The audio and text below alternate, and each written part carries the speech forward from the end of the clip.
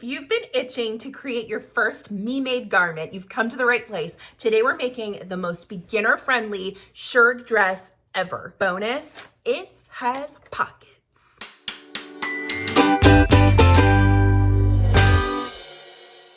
This dress can be sewn in as little as 3 lines of stitches, but in each step, I'm going to show you different options and ways to do this. So wherever you are in your sewing journey, beginner to advanced, there are options for everyone. Speaking of options, the other day I was gearing up for a new sewing project where I was going to be testing out a new skill and realized I didn't have the presser foot that I needed or the thread color to match the fabric that I bought, because obviously the thread has to match perfectly. The good news was I knew exactly where to go to get those things. Sewing Parts Online. They're the spot for everything sewing, quilting, and embroidery. I'm talking machines, quilt frames, software to jazz up your embroidery game, all the accessories your heart could desire, presser feet, rulers, cutting mats, needles, you name it, Sewing Parts Online has it. They've also got the basic essentials too. Did you know they carry fabric? Beautiful, beautiful fabric, thread, and also those random machine parts where you're like, I swear this does not exist anywhere. Trust me when I say it exists at Sewing Parts Online. What I love most about Sewing Parts Online is it's just easy. Their site is so user-friendly. You can shop by machine type or model, which is a huge win when you're not entirely sure what it is exactly you're looking for. The prices are solid, the shipping is fast and oftentimes free, and everything shows up at your door before you even have time to get impatient about it. So whether you're upgrading your setup or restocking your stash, or just trying to find that weird little part that you need on your machine to make it work again, check out sewingpartsonline.com. I've been shopping there for years and they never let me down. In fact, the part and the thread that I needed the other day that I ordered at the last minute is already here. So I can start that project right after I teach you how to sew this dress. Thank you so much to Sewing Parts Online for sponsoring this video today. Now, let's get into this project. First, let's talk about this fabric. I got mine at Joann. Now, obviously, this is a transitional time where you're not gonna be able to find this at Joann anymore. Sniff, sniff, tear, tear, I get it. You can find this on Etsy. You can find it in most regular garment sewing stores. Just search shirred fabric for sewing or shirred dress fabric. It'll pop something up, I promise. So while the butterflies may not be findable anymore, which they may be, I don't know, here's the next question you need to ask. Sometimes they measure shirred fabric at the top. Well, shirred fabric at the top is actually a lot larger piece of fabric than it may seem. A good question to ask would be, are you measuring your yardage from the bottom, where it's like the regular size of the fabric, or are you measuring it from the top where it's all scrunched up and shirred? See how that looks? You can see it a little better on the back. Once you know that, let's say they're gonna cut it from the top. I would get your approximate bust measurement and kind of base it loosely on that. However, because this is so stretchy, you're not gonna need exactly what your bust measurement is. Some people say to subtract like 2 to 3 inches. Depending on how stretchy this shearing is at the top, you may be able to subtract quite a few inches. So the next thing we're gonna do to kind of figure out where to begin on this, we don't wanna wear a dress that's all loosey-goosey on the top, even if we are gonna add straps to this. So what I like to do is find my starting point, figure out what my point is of matching up without any stretch, and then stretch it a little bit. The beauty of this project though is you can sort of tailor this down as you're going. You're not going to want to stretch the top like to the max when you're measuring it, because you're also losing that yardage on the bottom. So if you want a nice flowy skirt, it's worth leaving some of that stretch at the top. This is all very much a sew with your feelings type of situation. So what I'm gonna do, here's my matching point without any stretch. I'm gonna move over maybe 2 inches and we're gonna start there. So here's how I'm gonna cut this fabric. Here's how I cut shirred fabric. Now, some of y'all are gonna come after me about this, but I feel like it's the best way to get a nice straight edge on your fabric.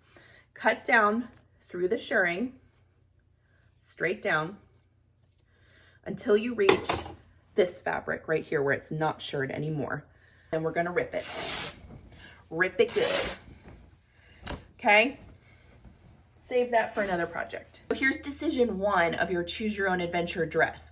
You can technically put your pretty sides together, sew this seam and then finish it, and you'll essentially have like the basis of a dress, right? So in this case, this seam line would be running down your back. Some people don't love that because when you crossover from the shirring to the actual like straight fabric, sometimes it can create like a bubble right around the top of your rump. So if you want to sew it like that, that's fine. I've sewn dresses like that tons of times. Just maybe double check it in the mirror to see if you have that kind of like bubble coming up over your butt and sort of straighten it out a little bit. For my dress today, I want to add pockets. So what I'm gonna do is actually cut this in half again, because I'm gonna put my seams on the side, which creates a nice, even, easy edge to add a pocket into. I'm gonna find the center of my fabric, cut into it,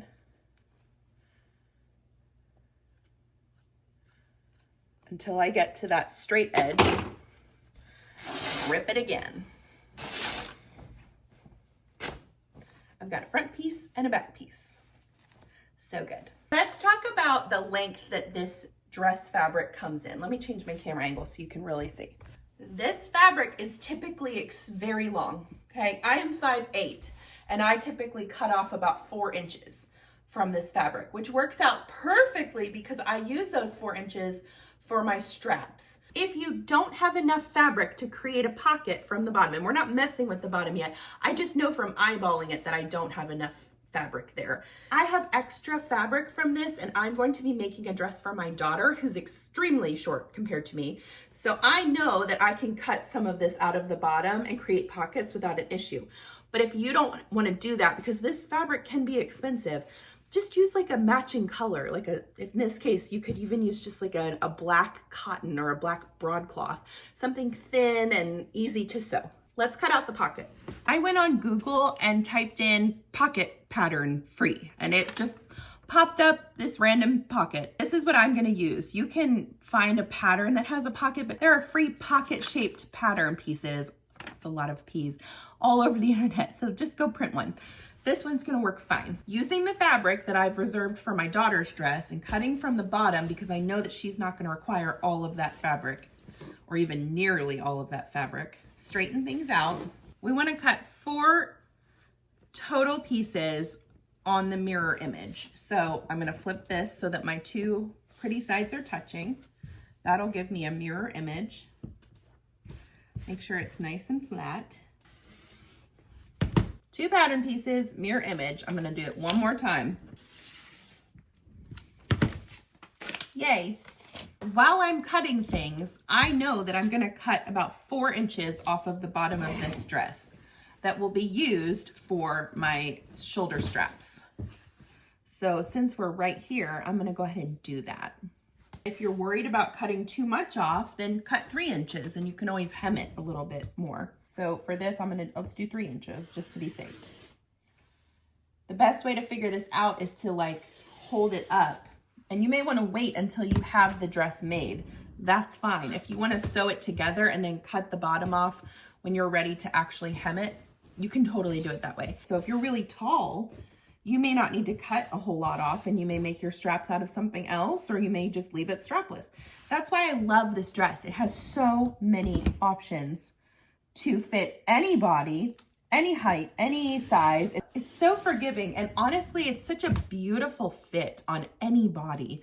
I love it. I'm gonna put these little straps aside, and let's head to the serger and prep this fabric. If you don't have a serger, it's okay. You can do a zigzag stitch down the edges. What I'm trying to do is prep these edges so that when I go to sew them, I don't have to finish them after I sew them with my machine. You can do this at any point in your project. On projects like this with pockets, I like to just go ahead and do it at the beginning because I know that all of my seams then are finished, and all I have to do is sew the seam. All I'm doing here is laying this in my serger, flatten it out as best you can, and sewing a nice serged seam straight down the edge. See how nice that looks? It's very well wrapped now, so this fabric is not going to fray. I also feel like it helps hold that elastic shirring in place so it doesn't come loose as you stretch and wear this garment. I'm going to serge my other seam and then the other 2 seams on my back piece. The other thing I'm gonna go ahead and serge, call me crazy, is around this entire pocket. I'm just gonna finish it right off the gate. That will make my job easier when I go to sew this. I'm trying not to cut off any of this fabric if I can avoid it, because this pattern pocket piece is really kind of cut to size.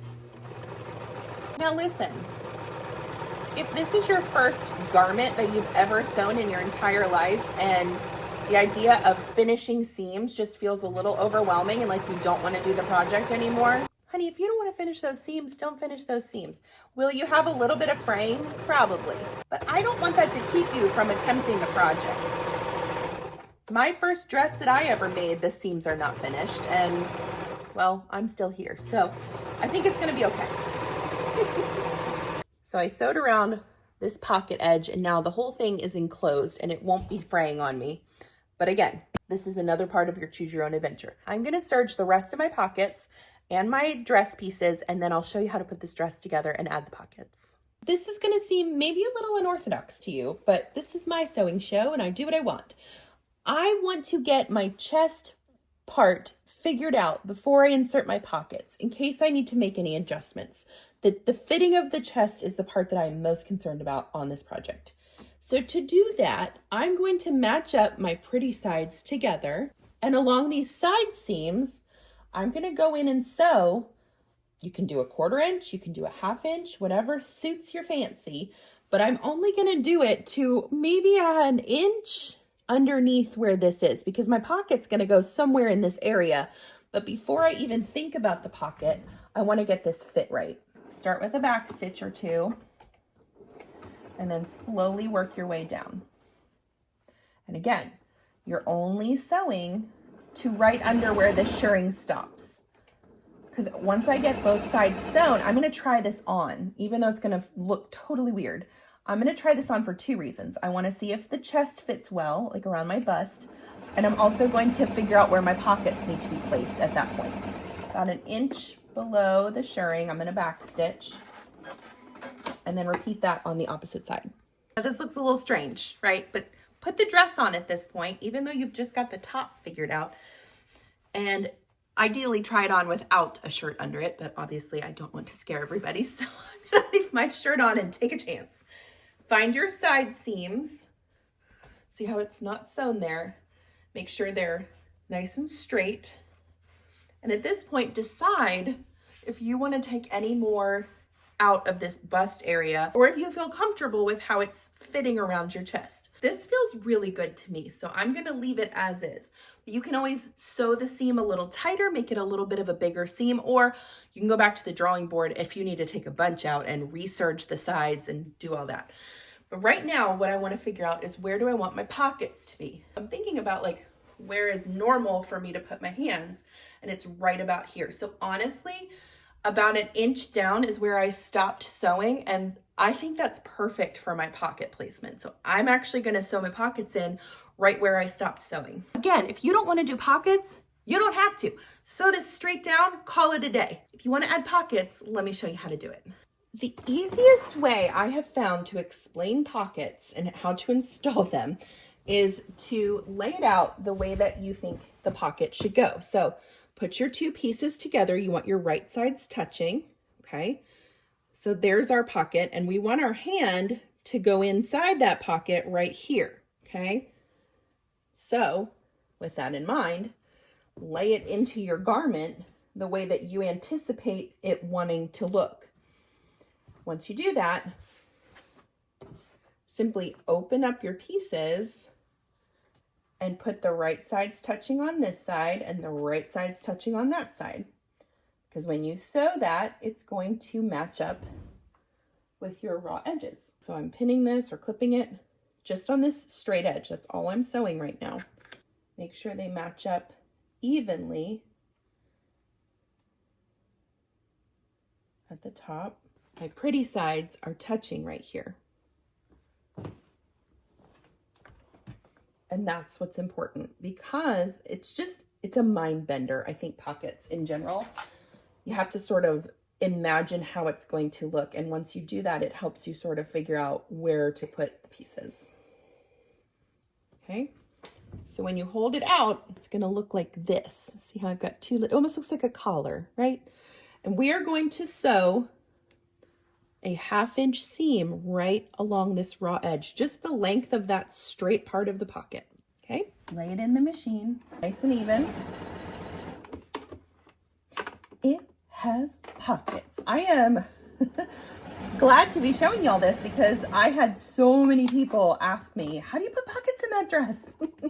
And I made my sister and I Easter dresses with this same fabric. It's a different color, the shirred fabric. She was like, I love it, but I wish it had pockets. So I get it. I hear your cries, and now I'm showing you how to do it. So you can't ever come at me again and say, show us pockets, because that's what we're doing, okay? So that other side, just along the straight opening edge, and I'll show you what to do next. These are attached. Now, when you turn the dress right side out, if you even wanted to clip, like push this in like a pocket would fit into the dress, you can see that we've got the nice pockety part, the bottom of the pocket, hanging down, and we are ready to sew the other part of the pocket to close it up. So turn it inside out again. And this time, we're gonna match up those pretty sides of your pocket together. And this is what's actually creating the pocket. So now you have this kind of like weird intersection of fabric up here. What I like to do is pull my pocket out and fold my seams going outward. And I'll clip that. And so now creates sort of like an L shape, okay? I'm gonna follow this 1/2 inch seam allowance, pivot when I get to the top of my pocket, and then go out and around my pocket. Let me show you. So I'm lining it up with my 1/2 inch seam allowance to create a continuation of those stitches. Start with a back stitch. Got my L shape, sort of slanty L shape here. I'm gonna sew down to where the top of my pocket starts. Stop, lift your presser foot, with the needle down, turn your work, and then keep sewing. Okay, I'm getting close to that other edge. I'm gonna do the same thing. Create sort of an L shape around that corner. I'm gonna stitch all the way until I intersect with my previous stitches. Okay, turn it, and now you can actually keep sewing all the way to the bottom if you want. But here's one other little choose your own adventure that I'm going to add in. Some people complain that this type of skirt, because of the shirring of the fabric, it scrunches it up to a certain width. And sometimes that's not wide enough at the bottom for your legs to move as comfortably as you'd like them to. So I'm gonna build in some side slits into this dress bottom. I measure like from my ankle to my knee, that's about 18 inches. So I'm gonna do, I don't know, let's do 15 inches, a little bit less than that. I don't want it to go all the way up to my knee. But that might help us move around a little bit in this dress. So I'm gonna measure from the bottom,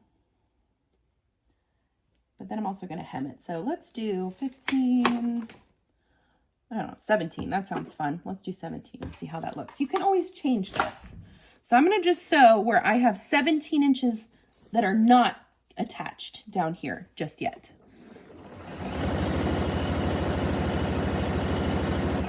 And we'll try it on after this and see how it fits. So for right here, I'm gonna do a back stitch and finish that. And we can always fold this in and finish it nicely if we decided to leave that slip there.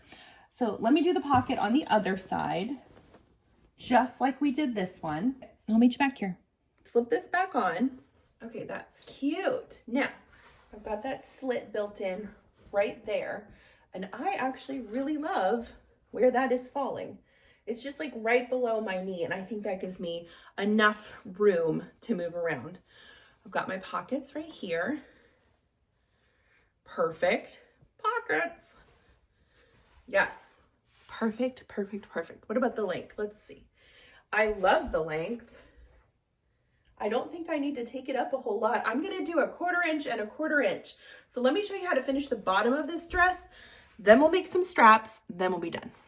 To finish those side slits, you could just leave this if you want, but you may see the serge line. So what I'm gonna do is fold each side up 1/2 of an inch. And the reason I'm doing that is it matches up with my seam allowance leading up to the top here, okay? You could sew just a little stitch right here, or again, if you wanna just leave it, you can do that too. Now, where I folded it up, I'm going to sew. I'm gonna fold this way so it's out of the way. Flatten it out, get it under that presser foot. Just do right at 1/2 inch to secure that fabric down. So you'll have a visible stitch on the outside, which I would rather have that than have serging kind of flopping around in the breeze if I didn't do this little folded edge. But again, another choose your own adventure moment. You do this however suits you. You got those little slits sewn down. It's looking nice and crisp.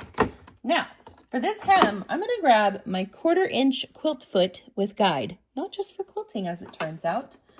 Take off your other presser foot and load this one on. Center your needle, so it's gonna go right down in that little hole. Now, here's where the fun begins. This is the bottom of my dress, and I want to hem it 1/4 and 1/4. So I'm going to turn it up 1/4 of an inch and turn it over again 1/4 of an inch.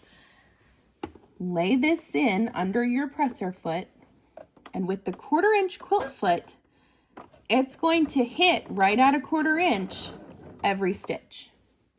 So, and you can use your ruler if you need to double check your 1/4 inch measurement. It's the same kind of idea as a rolled hem foot. And you could use that here because you're not going over any seams or anything. I just love this 1/4 inch quilt foot. It is my go-to presser foot when I'm trying to hem something at 1/4 and 1/4. And all I do is fold it down every few inches, put my finger down, make sure that my fabric is hitting the side of that little presser foot wall, and run it until I reach my finger. Stop, straighten out your fabric again, fold under 1/4 and 1/4, put your finger down, and proceed. So keep going on your first front piece and then flip it around to the back and do the back piece. So, because you have two bottom pieces with this dress, you can cut it. Or if you decided not to cut it and you did the back seam, then you just hem this the whole way around. It's choose your own adventure with Chelsea. All right, I'll meet you back here. Let's talk sleeves for a second, or straps, or whatever you want to do to this dress. The easiest option that you could do, I think, would be to create a tube out of this fabric, turn it right side out, so then, like, you know, your seams would be hidden. It would be about this width. And find your 2 points on the front to attach it, and then you could make it like a halter, okay?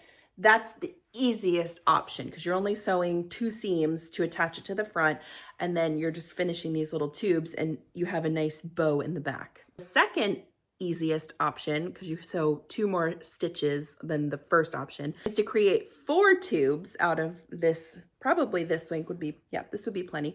Create 4 different tubes, attach one on the back, one over here, and one on the other back, and then you can tie a ribbon, like a bow at the top. That would be adorable if you want to do bows at the tops of your dress. Whatever it is, it needs to just be like able to pull up that top a little bit and keep things in place. Well, I guess I forgot the easiest option, which would be to just put no straps on, but we like straps. I like straps.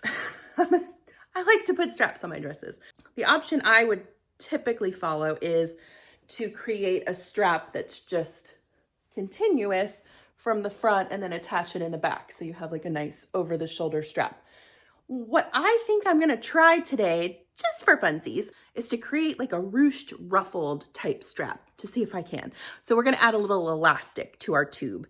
Regardless, you're making a tube no matter how you spin it. So let's do that. I've also seen people create like flounce sleeves, or if you have enough fabric and you're kind of short, or if you bought extra fabric, you could create like a nice billowy, like bell sleeve, whatever you want to do. The options are endless. I'm just going with what I know I'm going to be comfortable wearing. So what I'm going to do is I've got some elastic here. I think it's 1 inch. Yep. I got this whole roll of elastic at Fabric Mart Fabrics last summer for $5. Oh, I love that place. Okay. Knowing that that's what I want to do, I'm going to sew this with a 1/4 inch seam allowance. Yep, that should give me plenty of room. This is cut down to 3 inches, and this is just by the width of whatever I cut off the bottom. I'm going to leave all that there for now. You can trim it down later, but you can't add it back. So fold it in half, pretty sides touching, and sew at 1/4 inch. If you want to leave your 1/4 inch quilt foot with guide on your machine to get that perfect 1/4 inch, you can.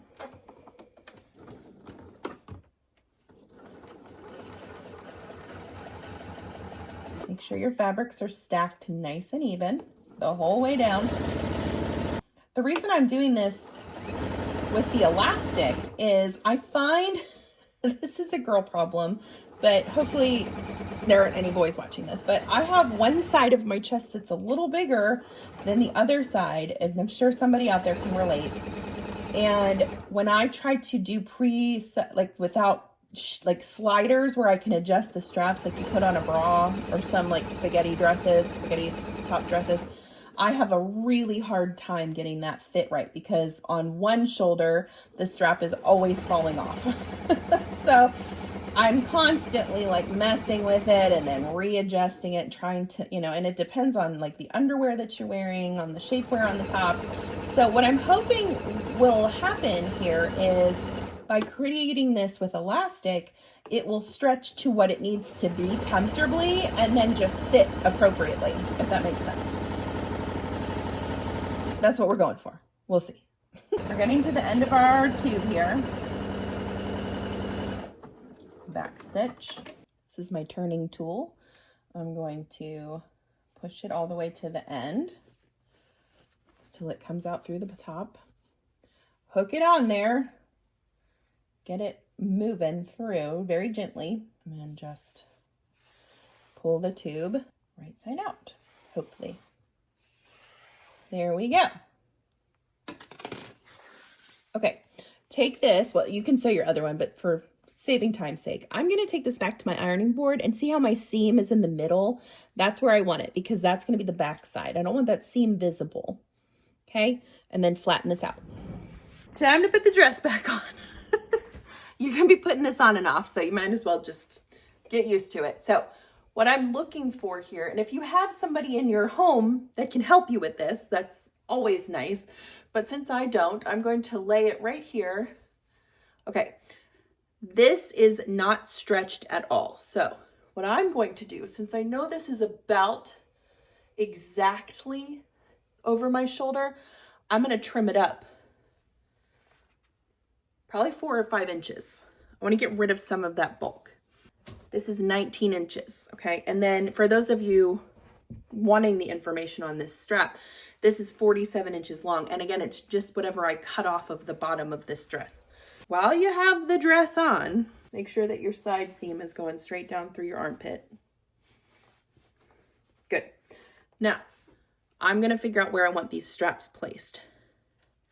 And I'm going to feel where my bra is because honestly, that's what I want it to cover up. So what I'm going to do, and if you want to put a safety pin or like a pin that's going to stay better if you're worried about this falling off, is I'm going to pin it or clip it just so as a marker for myself.